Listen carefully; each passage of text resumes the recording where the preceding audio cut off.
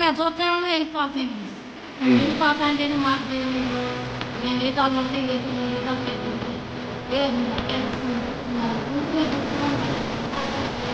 When the flood came, it says we just ran to the forest and the mountains.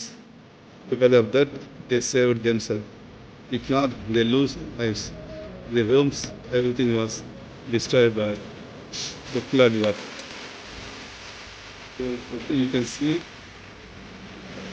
the flood was until the roof. Still you can see it.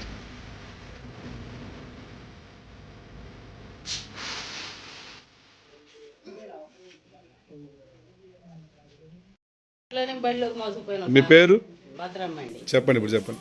సామాన్లు మోసుకొని ఆడ కొంచెం వండుకొని తిన్నామండి. ఇక మళ్ళీ వచ్చి పడదండి వరద. అసలు ఏ పనిముట్లు కూడా మొత్తం పట్టుకుని బడిలో వేసినాం, తాళం వేసినాం, వండుకొని దుప్పటి పట్టుకోపోయామండి అడవికి. ఆ బరకలు లేవు, ఏమి లేవు. పోయి వానలో దోమలు కలుతా అంటే ఈగలు పోతాడు, దోమలు కలుతా అంటే కూర్చొని 2 రేతులు కూర్చొని అండి కొండ మీద. 2 nights they sit on the hilltops without anything, with one blanket.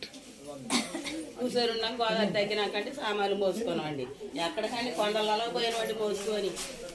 They went to the mountain tops with their belongings. చెప్పమ్మా.